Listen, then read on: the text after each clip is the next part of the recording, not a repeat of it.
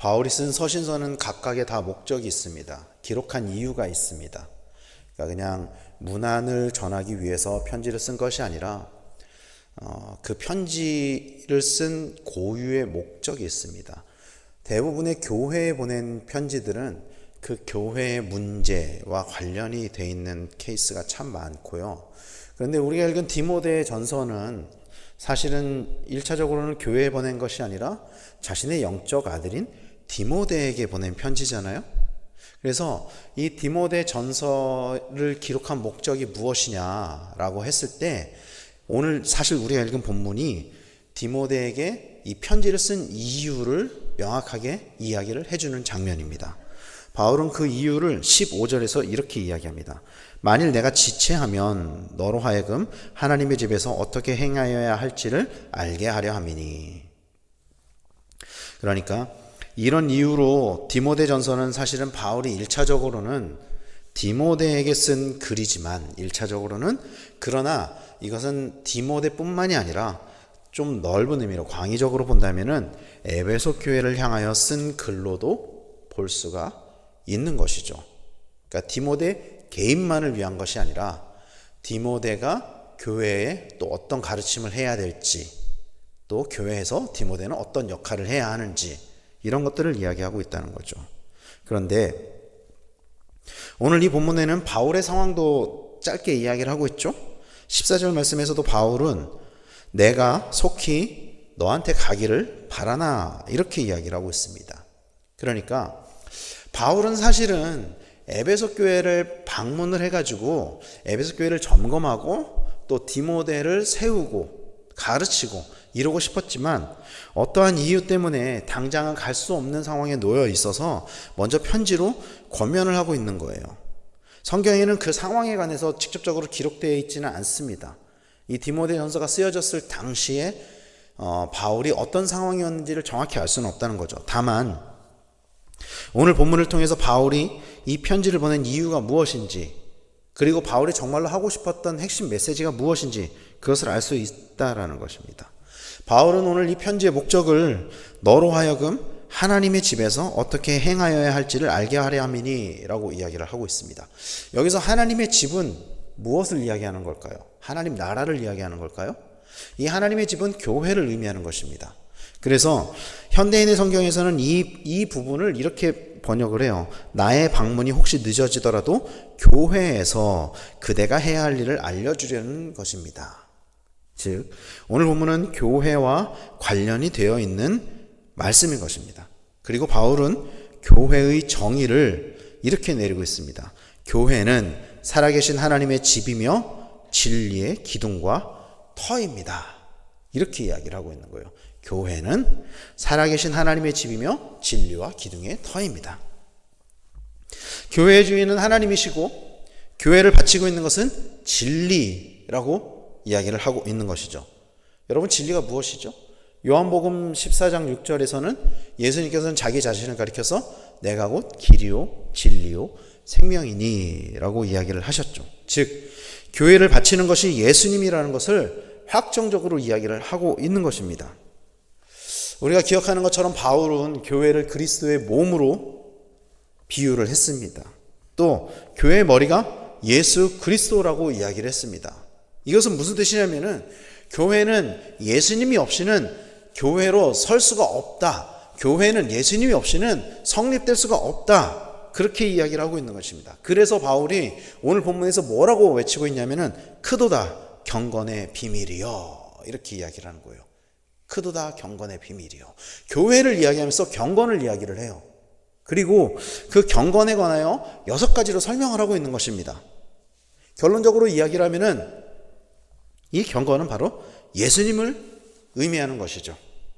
그러면 6가지를 어떻게 설명하고 있냐? 첫 번째는 그는 육신으로 나타난 바 되시고 라고 이야기를 하고 있습니다. 이것은 기독교만 가지고 있는 유일한 교리인 성육신을 언급한 것입니다. 그리고 단순히 예수님이 육신의 몸을 입고 이 땅에 오셨다라는 것만을 이야기하는 것이 아니라 예수님이 이 땅에 오셔서 하신 모든 일을 포괄적으로 의미하는 것입니다. 사랑하는 성도 여러분, 예수님께서는 육신으로 이 땅에 오셔서 육신의 일을 하셨습니다. 그렇다면 예수님이 하신 육신의 일이 뭘까요? 예수님이 하신 육신의 일이 뭘까요? 로마서 8장 3절은 예수님이 하신 육신의 일을 이렇게 표현하고 있습니다. 우리의 타락한 성품 때문에 율법이 연약하여 할 수 없는 그것을 하나님은 하셨습니다. 하나님께서는 죄의 문제를 해결하시기 위해 자기 아들을 죄 많은 인간의 모양으로 보내시고 우리 죄값을 그에게 담당시키신 것입니다. 예수님이 육신으로 오신 이유, 예수님이 육신의 몸으로 오셔서 하신 일은 죄의 몸이 되는 것입니다. 죄의 몸이 되는 거예요. 예수님은 죄를 짊어지셔야만 했기 때문에 육신의 몸을 입고 이 땅에 오셨다라는 것입니다. 그래서 우리는 완전한 신이신 예수님께서 우리를 위해 육신의 몸으로 이 땅에 오셨음을 믿음으로 고백해야 할 것입니다. 이것을 우리가 진심으로 믿어야 된다는 것입니다. 그리고 두 번째는 영으로 의롭다 하심을 받으시고 라고 이야기를 하고 있습니다. 첫 번째 묘사한 그는 육신으로 나타난 바 되시고가 예수님의 인성, 완전한 사람이신 예수님을 이야기한다면은 이 영으로 의롭다 하심을 받으시고는 예수님의 신성을 묘사하고 있는 것입니다. 의롭다 하심을 입었다라는 것은 우리말로 표현하라면 죄가 없다. 죄가 없다. 이런 뜻이죠. 인간의 몸을 입고 이 땅에 오신 예수님은 우리의 죄를 짊어지고 십자가에 못 박혀서 죽으셨지만 그러나 하나님께서는 예수님을 완벽하게 부활하셔서 예수님에게 죄가 없으심을 선포하셨습니다. 그리고 동시에 하나님의 아들이심을 선언하셨습니다. 이것을 표현하고 있는 거예요. 그리고 세 번째는 천사들에게 보이시고 라고 이야기하고 있습니다. 예수님은 모든 생애를 천사들에게 보이셨습니다. 성경 말씀을 보면은요, 예수님이 태어나셨을 때도, 그리고 사단에게 시험을 당할 때도, 또 부활하셨을 때도, 승천하셨을 때도 천사들이 예수님과 동행하셨습니다.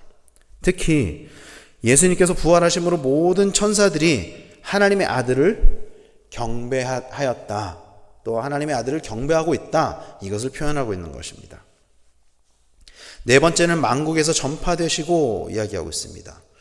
예수님께서는 승천하시기 전에 마지막으로 이렇게 명령하셨습니다. 모든 족속으로 가서 제자를 삼으라.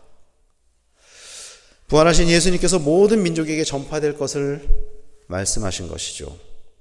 여기서 만국에서 전파되시고 라고 기록된 이 만국에 해당하는 헬라어 에드네신이란 단어는 유대인만 이야기하는 것도 아니고 이방인만 이야기하는 것도 아닙니다. 유대인과 이방인을 포함한 모든 사람들을 이야기하는 거예요. 그래서 바울은 이를 위해 유대인들에게만 복음을 전한 것이 아니라 이방인들에게도 복음을 전했고, 그리고 바울은 땅끝까지 복음을 전파하려고 했습니다.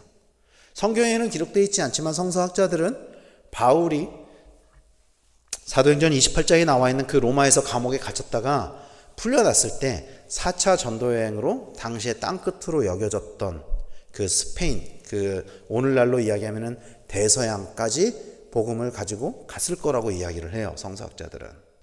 당시에는 그게 땅끝으로 여겨졌으니까요. 오늘날에는 그 땅끝을 넘어서, 당시에 땅끝으로 여겨졌던 것을 넘어서 아메리카, 또 아메리카 대륙을 넘어서 오늘 우리에게까지 복음이 전파되게 되었습니다. 그리고 이제는 우리가 그 사명을 가지고 나가야 하는 것이죠. 다섯 번째는 세상에서 믿음 바 되시고 이렇게 이야기합니다. 예수님은 그냥 전파되는 것으로 그치는 것이 아니라 예수님이 구세주로 받아들여지는 것을 의미하는 것입니다. 단순히 예수님에 대한 정보는요, 우리나라뿐만이 아니라 전 세계 모든 나라에게 다 전파되어 있어요. 그냥 단순한 정보는. 그러나 이거는 그냥 전파되는 것으로 그치는 것이 아니라 구세주로 받아들여지는 것들, 그것을 의미하는 것입니다. 믿음 바 되시고에 해당하는 헬라어 에피스트데라는 단어는 보이지 않는 것조차도 하나님의 말씀으로 믿어지는 것, 보이지 않는 것도 하나님의 말씀으로 믿음으로 받아들여지는 것, 그것을 의미하는 것입니다. 히브리서 11장 3절은 우리말 성경으로 이렇게 번역합니다. 믿음으로 우리는 온 세상이 하나님의 말씀으로 창조됐고 따라서 보이는 것은 나타나는 것으로 말미암아 지어지지 않은 것을 압니다. 이것이 믿음으로 우리에게 주어지는 것이라는 것이죠. 사랑하는 성도 여러분, 복음에는 능력이 있어서 복음은 사람을 변화시키고 어떠한 핍박에도 없어지지가 않습니다. 지난 한 2000년 정도의 시간 동안에 수많은 그리스도인들이 핍박을 받으면서 복음이 전파가 되어져 왔고요. 그리고 복음은 사라지지 않았습니다. 그것이 사라지지 않을 수 있었던 이유는 믿음 때문입니다. 그 복음이 변화시킨 그 사람들이 가지고 있는 믿음 때문이었습니다. 우리도 믿음 바 되었다면, 우리도 믿음 바 된 사람이 되었다면 우리의 믿음이 세상에 퍼지도록 그렇게 살아가시기를 바랍니다. 그리고 마지막 6번째는 영광 가운데서 올려지셨느니라, 이렇게 이야기를 합니다. 모든 사역을 마치신 후에 예수님께서는 하늘로 승천하셨습니다. 그리고 하나님 우편에서 영광스러운 자리에 계시죠. 예수님은 죽으신 것이 아니라 오늘도 살아계셔서 역사하신 줄로 믿으시길 바랍니다. 예수님은 죽으신 것이 아닙니다. 오늘도 살아계십니다. 오늘도 교회의 머리가 되시며 우리 교회를 주관하시는 분이 예수님이다라는 것을 믿음으로 고백하시기를 바랍니다. 그리고 결국 이 모든 것을 종합하면 예수 그리스도, 이렇게 결론이 주어지는 것이죠. 그리고 우리는 이것을 복음이라고 이야기를 합니다. 복음. 왜냐하면 이 경건을 묘사하는 이 6가지의 특징이 예수님을 이야기하고 있기 때문입니다. 예수님을 우리는 복음이라고 이야기를 합니다. 복음은 예수 그리스도입니다. 로마서 1장 2절에서 4절까지 바울은 그 부분에서 복음을 어떻게 정의 내리고 있냐면요, 복음을 이렇게 정의 내리고 있어요. 로마서 1장 2절에서 4절.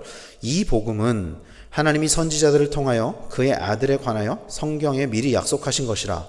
그의 아들에 관하여 말하면 육신으로는 다윗의 혈통에서 나셨고 성결의 영으로는 죽은 자들 가운데서 부활하사 능력으로 하나님의 아들로 선포되셨으니 곧 우리 주 예수 그리스도시니라. 이 긴 문장을 요약하면 이 복음은 곧 우리 주 예수 그리스도시니라. 즉 복음은 예수님께서 이 땅에서 오셔서 하신 모든 일들, 성경에 기록되어져 있는 예수님의 모든 행적들, 이것이 다 복음이라는 거예요. 이것이 다 복음이라는 것입니다. 그리고 이 복음이 우리에게 있어야만 교회가 교회로 세워질 수 있다라는 것입니다. 이 복음이 우리에게 살아 있어야만 교회가 교회로서 성립될 수 있다라는 것이죠. 그래서 오늘 본문은 예수님을 경건이라고 표현을 하고 있잖아요. 복음을 이야기하고 있잖아요, 경건이. 그래서 경건은 여러분 단순히 예배에 참석하고 묵상을 하고 기도를 하는 이런 종교 생활만을 이야기하는 것은 아니에요. 우리는 어떤 사람이 간절하게 기도하는 모습을 보고 와, 저 사람 참 경건하다, 혹은 말씀 묵상을 막 깊이 하는 사람들을 보고 저 사람 경건하다라고 이야기할지 모르겠지만, 경건은 모양에서부터 나오는 것이 아닙니다. 그 모양으로 채워지는 것이 아니에요. 경건은 예수 그리스도로부터 나오는 것이고, 경건은 예수 그리스도로 채워지는 것이라는 것을 믿으시길 바랍니다. 진정한 경건은 예수 그리스도가 내 안에 있는가예요. 그러니까 내 안에 예수 그리스도가 살아 계시다면 그것이 경건이라는 거예요. 단순히 겉으로 보여지는 모습으로 경건을 이야기할 수 없다라는 것입니다. 사랑하는 성도 여러분, 그러므로 우리에게 가장 중요한 것은 내 안에 예수 그리스도가 충만한가, 채워져 있는가, 내 안에 예수 그리스도가 주인이 되는 삶을 살고 있는가, 이런 것입니다. 예수님께서 내 안에 살아계실 때, 그때 우리는 정말로 비로소 경건한 삶을 살 수 있다라는 것을 믿으시기를 바랍니다. 오늘 본문 앞에는 직분자들의 조건들을 이야기를 했잖아요. 지난주에 나눈 말씀에서. 이것들이 다 예수 그리스도가 주인된 삶을 살면 가능한 것들이에요. 그런 모습이 경건이 아니라 예수 그리스도가 주인이 되면 그때 나오는 모습들이라는 거예요. 그 경건한 삶이. 사랑하는 성도 여러분, 그래서 오늘 예수님이 주인된 삶을 살아가시는 우리 성도님들이 되시기를 간절히 축원합니다. 그래서 경건의 모양만 가지고 있는 것이 아니라 진정한 경건의 삶을 살아가시는 우리 성도님들이 다 되시기를 축원합니다. 밤낮으로 기도하고 밤낮으로 찬양하고 밤낮으로 말씀만 본다고 경건이 우리에게 주어지는 것은 아니에요. 정말로 예수님이 내 삶의 주인이 되시고, 그리고 내 삶의 주인이 되신 예수님의 말씀에 따라서 살아갈 때 우리에게 진정한 경건이 이루어진다는 것을 믿고 우리 안에 그런 삶이 실제적으로 이루어지는 그런 역사가 있게 되기를 간절히 축원합니다. 그리고 그런 우리 한 사람 한 사람이 모여서 우리 교회가 정말로 예수 그리스도가 주인된 교회, 경건함이 살아있는 교회, 그런 교회가 되기를 예수님의 이름으로 간절히 축원합니다. 기도하겠습니다.